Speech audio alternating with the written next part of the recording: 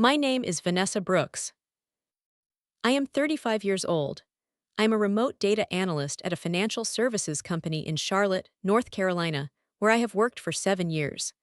My job is to find patterns in large datasets to identify what the numbers are actually saying when they are obscured by volume or complexity. I know what real data looks like. I know the difference between noise and signal. I know what it means when the evidence is clear and someone is refusing to read it. Like and subscribe the channel, and tell us in comment from where you are watching this video. 3 years ago, I was diagnosed with fibromyalgia. It took 18 months to get the diagnosis, 18 months of blood tests, and imaging and specialist referrals, and the specific, demoralizing experience of describing symptoms that do not appear on any scan and watching doctors write notes and refer you to someone else. Fibromyalgia is a real condition. It is recognized by every major medical organization. It causes widespread musculoskeletal pain, fatigue, sleep disruption, and cognitive difficulties. It is also, because it cannot be seen on a test, a condition that a specific kind of person decides is not real. My sister-in-law Carol Brooks is that kind of person. She decided, in the year after my diagnosis, that I was exaggerating, and she did not keep this decision to herself. She communicated it to the Brooks family with the consistency and confidence of someone who has decided she has identified something important and wants to make sure the people around her are informed. She said, "Vanessa has always been dramatic." She said, "The timing is convenient. Have you noticed she only flares up when there is something she does not want to do?" She said, "I looked it up and fibromyalgia is very hard to prove." She said these things at family dinners, in phone calls with her mother-in-law, in the specific, concerned framing of a woman who was worried about the family being manipulated. She told my family I was faking. I had been sick for 3 years and she had never once asked me how I was doing. She had never sat across from me and said, "Vanessa, tell me about this."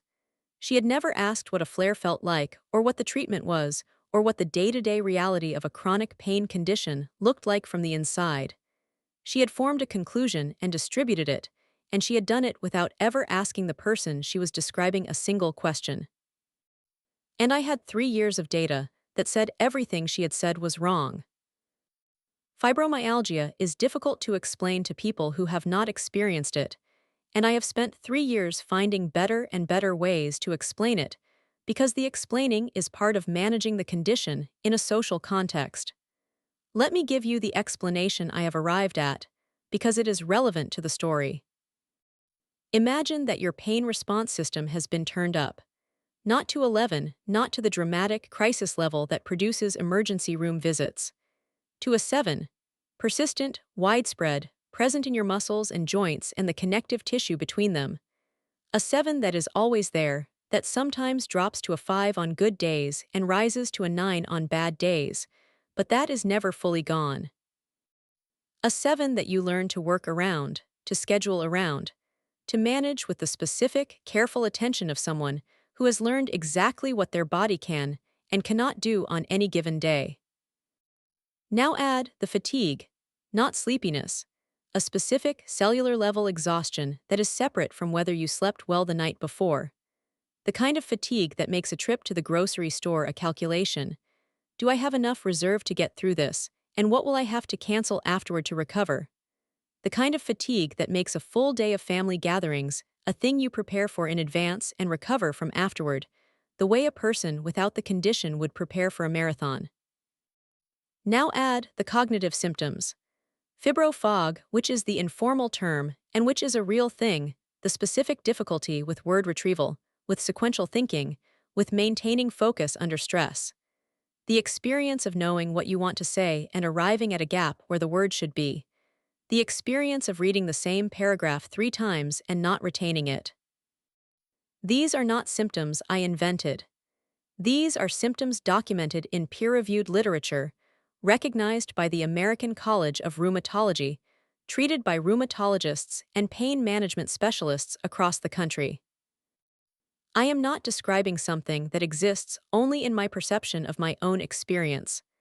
I am describing a condition that millions of people in this country have, and that is, by any reasonable medical standard, real. I work full-time. This is the thing that Carol and people like Carol point to as evidence of exaggeration. If she is so sick, how does she work? I work because I have structured my life, carefully and deliberately, around what I can sustain. I work remotely, which removes the energy cost of commuting and office socialization. I work hours that I have calibrated to my body's patterns. I take breaks that look like nothing from the outside, and that are actually recovery. I work because I need to work, and because I have learned, over 3 years, how to make work compatible with this body. What I cannot always do is show up for family gatherings in the state of full energy and full presence that people who do not have chronic pain take for granted. Sometimes I am there for 2 hours, and then I need to go home. Sometimes I have to cancel because I am in a flare, and a flare means the 7 is at a 9, and a 9 does not permit normal social function. Sometimes I am present, but the cognitive fog means I am slower and quieter, and less immediately responsive. These are the specific, observable behaviors that Carol decided were manipulation. She decided that the times I left early were strategic. She decided that the times I canceled were convenient. She decided that the times I was quiet were performance. And she decided to share this interpretation with the Brooks family with the consistency of someone who has identified a problem and considers it their responsibility to inform the people around them. She never asked me what it was like. She only told other people what she thought it was. The diagnosis took 18 months. I want to walk you through those 18 months because the diagnosis process is part of what makes Carol's position so specifically wrong.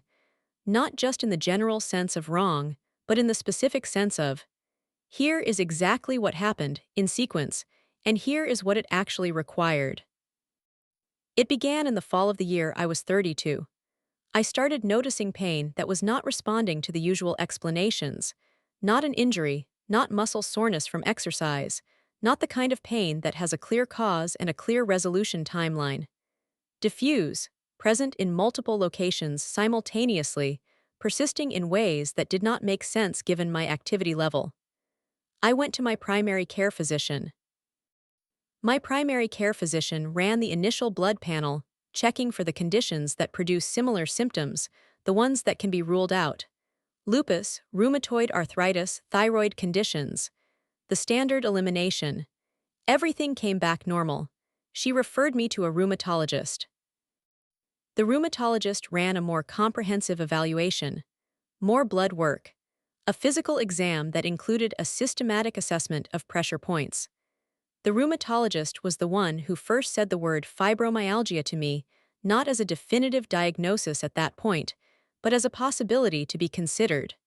She ordered additional testing to continue ruling out other conditions. 6 months in, I added fatigue to the symptom picture.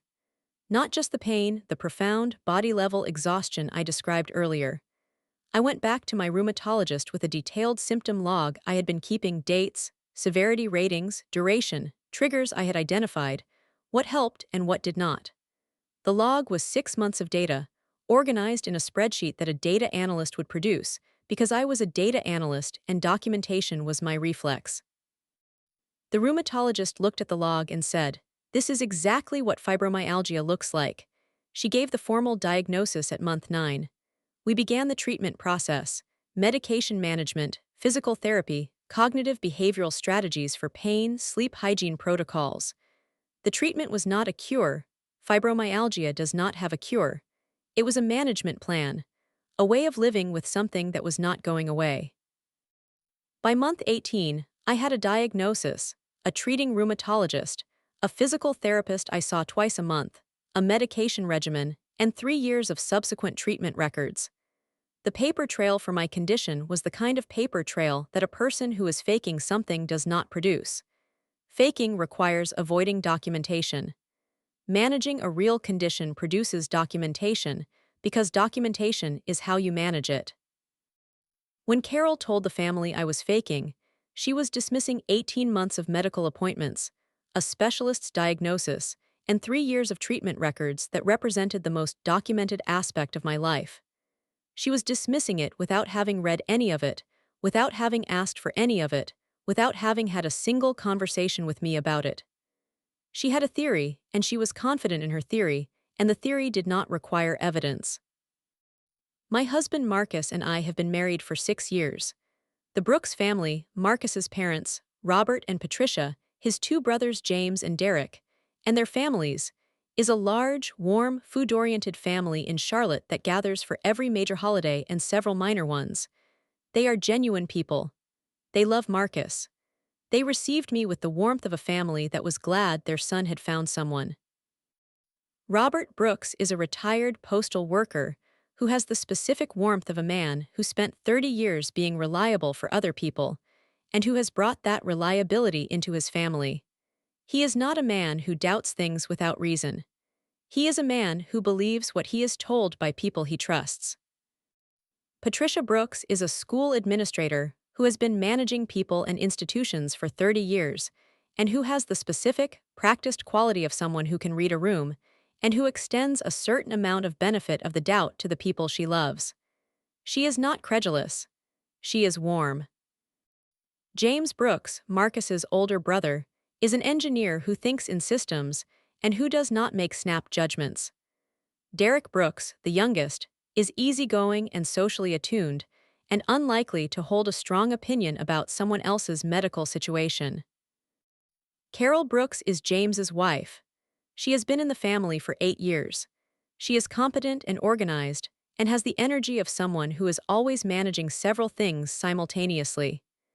She is also, and this is the quality that produced what she did, a person who forms opinions quickly and expresses them with the confidence of someone who has not yet been wrong enough to develop sustained doubt about their own judgment. She has been, in my experience of the 6 years I have been in the Brooks family, occasionally difficult to navigate. Not hostile, Carol is warm in the broad sense, but she has a habit of deciding things about people and then distributing her decisions. This is not a new quality. It has shown up in other family contexts, about other people, in smaller ways. What she did with my diagnosis was the same quality at a larger scale and in a more specific and harmful direction.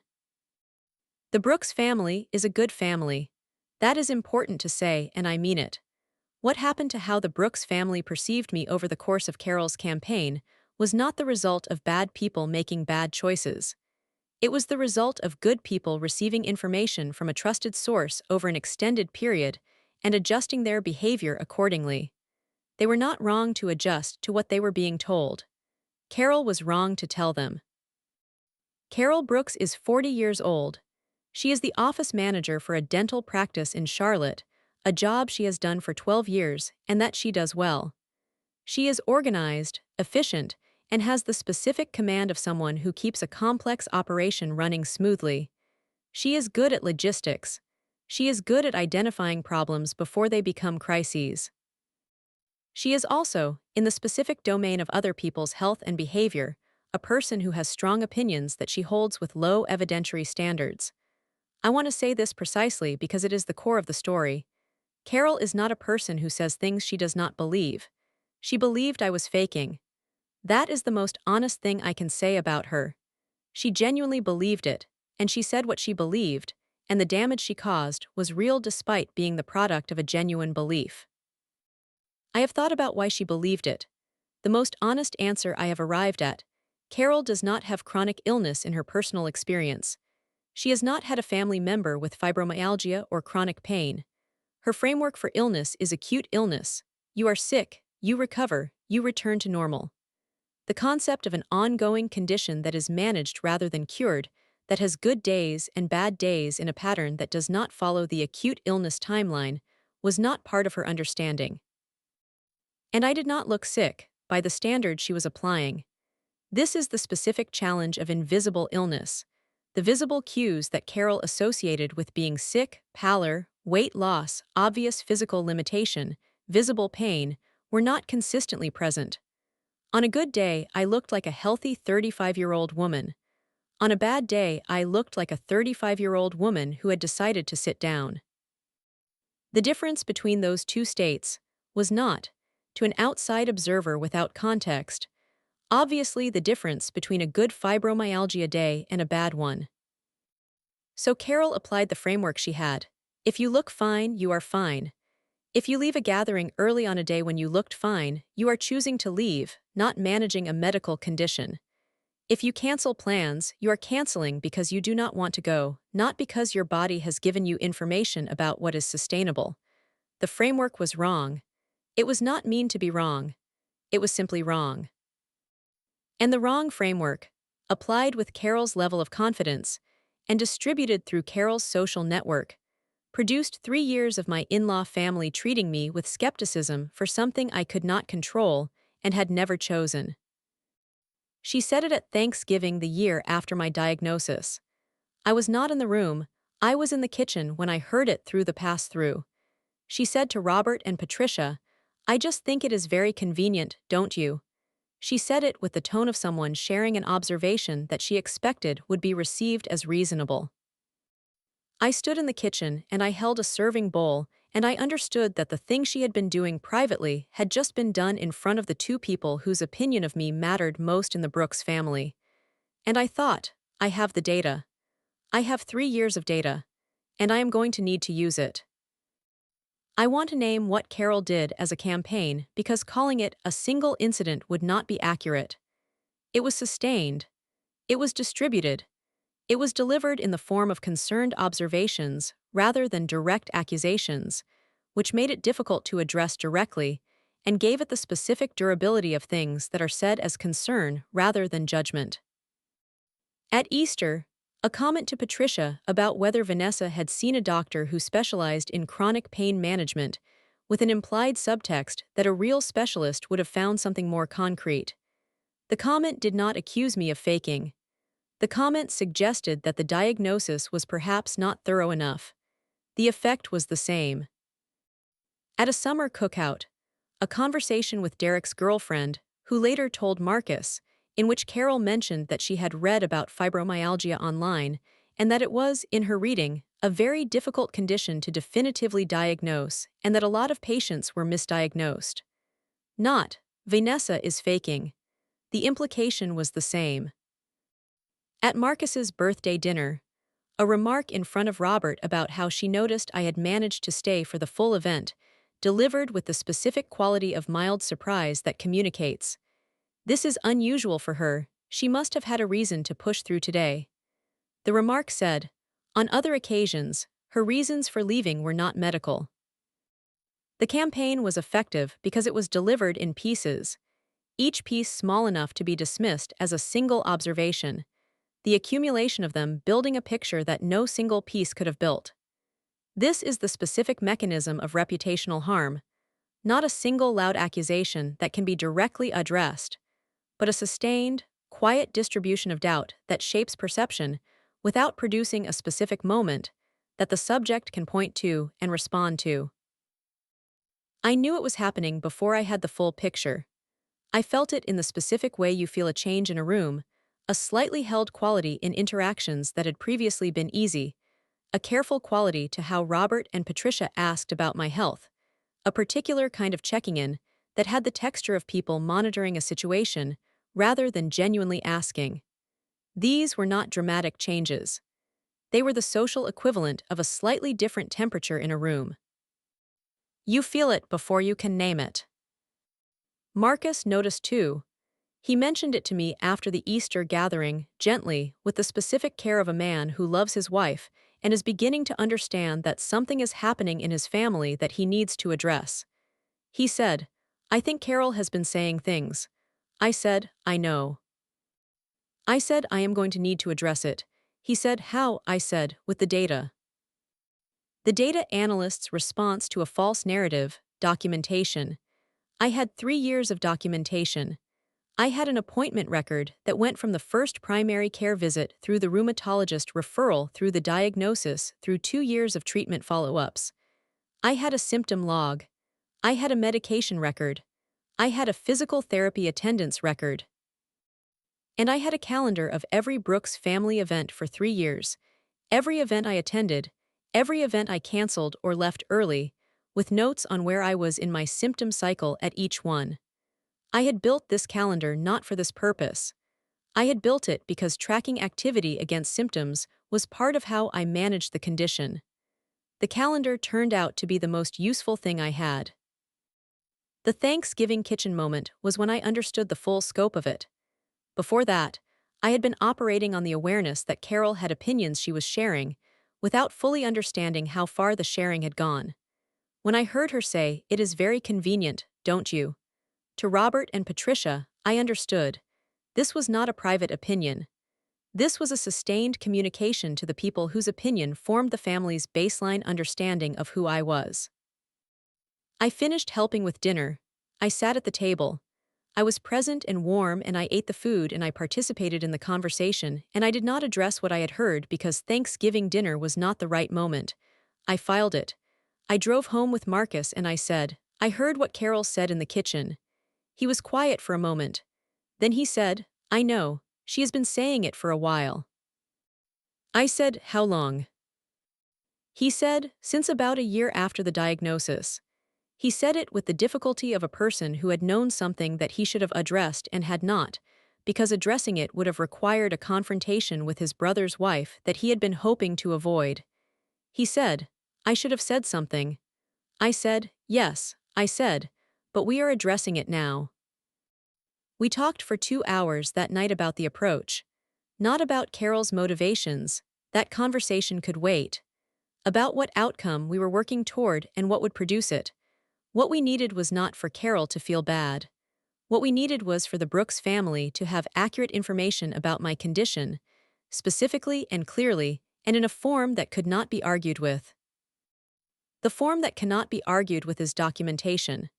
This is the data analyst in me. Anecdote can be disputed, characterization can be contested, but a 3-year medical record reviewed by a board-certified rheumatologist does not leave room for the convenient narrative.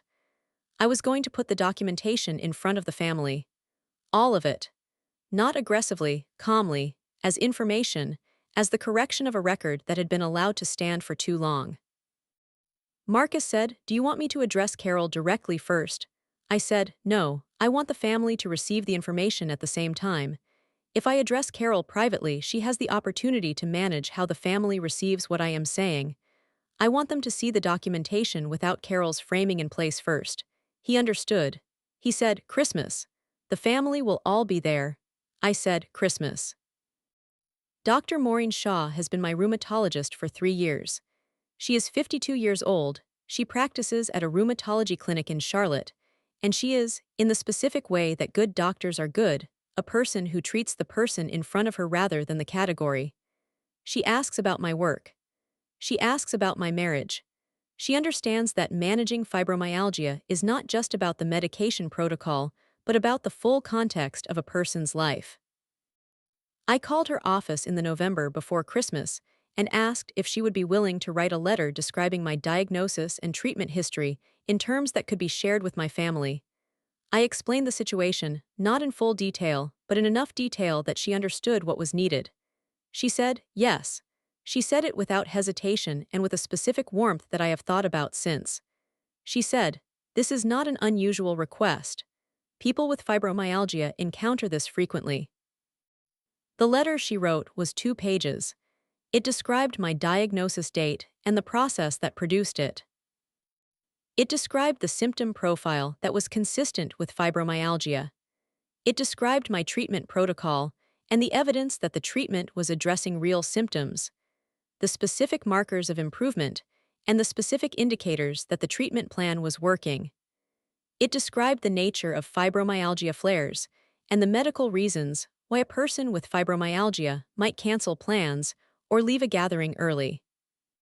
The letter was written in plain language, not full of medical jargon, but not dumbed down either. It said what a family needed to hear from a specialist. It said, "This person has a real condition, it was properly diagnosed, it is being properly treated, and the behaviors you may have observed are consistent with the medical reality of the condition." Dr. Shaw signed it on her practice letterhead. I added it to the folder. The folder, by the time Christmas arrived, contained The original diagnosis letter from the rheumatology clinic, Dr. Shaw's explanatory letter, the medication record, the physical therapy attendance record, a 2-page summary of the symptom log from years 1 through 3, and the calendar. The calendar was the most important item. The calendar was 3 years of Brooks family events, with a column for whether I attended and a column for my symptom level on that day. 37 family events in 3 years.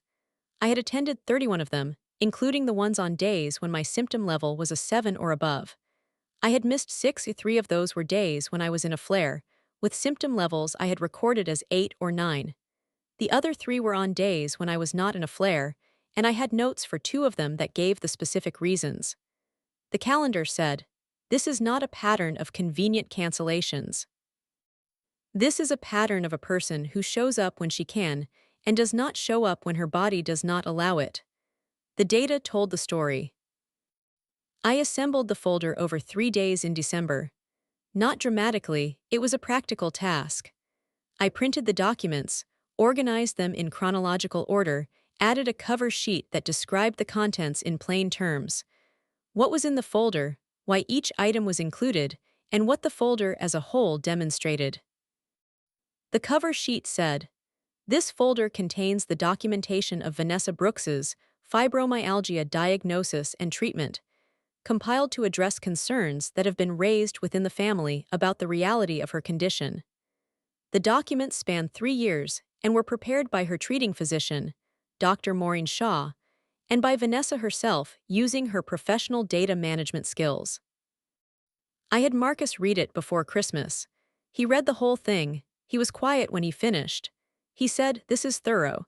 He said it with the specific quality of someone who is seeing in documented form what his wife had been carrying while his family was being told she was faking it. He said, "I should have done more." I said, "You are doing it now." He said, "Yes." Marcus had a conversation with James before Christmas. He told his brother that he was going to address something at the Christmas gathering, and he wanted James to know it was coming, not because he needed James's permission, but because James was married to Carol and the conversation was going to involve Carol, and Marcus believed James deserved advance notice. James said, "I know there has been something going on." He said, "Carol has strong opinions." Marcus said, "She has been wrong about Vanessa." James did not say anything for a moment. Then he said, "Okay." Christmas, the Brooks family gathering at Robert and Patricia's house in Charlotte. 32 people, the full extended family, the specific warmth of the Christmas gathering that the Brooks family had been having in the same house for as long as Marcus could remember. I arrived with the folder in my bag. I had decided on the timing. After dinner, when the table was cleared and the family was still gathered, before people began to disperse. The moment when a family is present but not in the momentum of the meal. The moment when a conversation can be had. I was warm and present throughout dinner. I ate the food. I talked with Patricia about her grandchildren. I talked with Derek and his girlfriend about their new apartment. I was the Vanessa the Brooks family knew, attentive, engaged, present. Not performing presence. Actually present, because I had been doing the calculation for 3 weeks and I had enough reserve for this day. And after the dishes were cleared, I put my hand on the folder in my bag and I said, "I need to say something to the family." The room went quiet when I said it.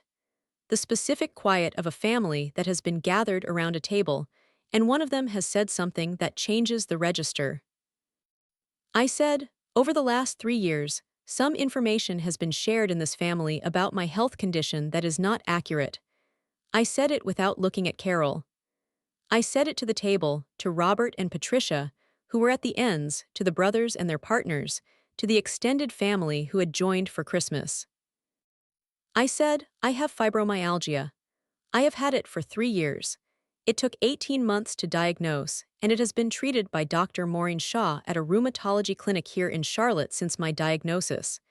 It is a real condition. It is recognized by every major medical organization. It is documented. And I have been told that some members of this family have been given a different understanding of my situation." I looked at Carol then, not with anger, with the specific directness of someone who is making eye contact to convey, I know who said what, and I am addressing it. I opened the folder. I said, I am going to share the documentation. Not because I owe anyone a justification for my medical history, but because this family has been operating on inaccurate information for 3 years, and I am correcting the record. I described the contents, the diagnosis letter, Dr. Shaw's explanatory letter. I read the relevant section aloud, the section that described fibromyalgia flares and why a person with the condition might cancel plans or leave a gathering early. I described the treatment record. I described the calendar. I said 37 Brooks family events in 3 years. I attended 31. I described the 6 I missed and the symptom levels on those days. I said, the other 3 I was not in a flare, and I have notes for 2 of them. Then I said, I want to ask a specific question. I want to ask it of anyone who has heard that my condition is exaggerated or fabricated. I said, can you tell me, specifically, what you observed that suggested I was not being truthful about my health? The room was very still. Carol said, Vanessa. She said my name with the quality of someone who is about to offer an explanation. I said, please answer the question. A long silence. She said, I was concerned about inconsistencies in how you seemed on different days. I said, the inconsistencies you observed are what fibromyalgia looks like. Good days and bad days. That is the condition. And I said, at no point in 3 years did you ask me about the inconsistencies you were observing. You formed a conclusion and shared it. I am asking everyone in this room to now have the accurate information. Robert said, Vanessa, I owe you an apology. He said it before anyone else spoke. He said, I listened to things I should not have taken at face value. I should have come to you directly. I said, I understand why you did not. She said it as concern. I said, I appreciate you saying so. Patricia came to me after the gathering, not at the table, but in the kitchen afterward, in the way that older women come to you in kitchens when they have something to say that they want to say with some privacy. She said, I knew something was wrong with how we had been treating you. I did not have the information to know why. Now I do. She said, I am sorry. I said, I know you are. James had a conversation with Carol that I was not party to and that Marcus described to me later as, James told Carol that she owed me an apology and that the family was not going to repeat this. Carol came to me 2 days after Christmas by text. The text said, I was wrong about what I said. I should have come to you first. I am sorry. It was a clean apology in the form that texts permit. I received it. Dr. Shaw, when I told her what had happened at Christmas, said, this happens more often than people know. She said, invisible illness is invisible to the people who are not living it.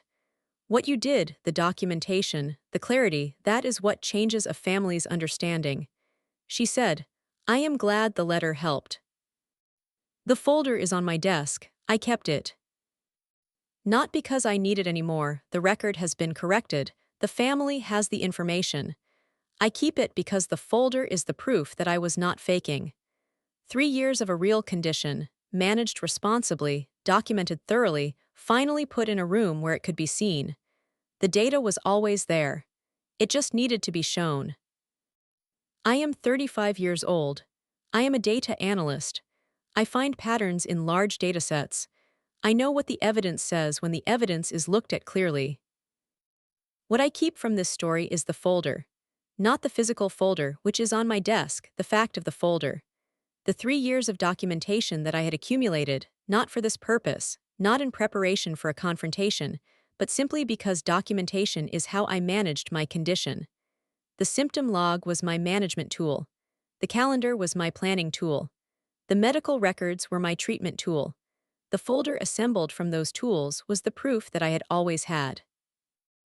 I also keep the conversation with Dr. Shaw about why she agreed to write the letter.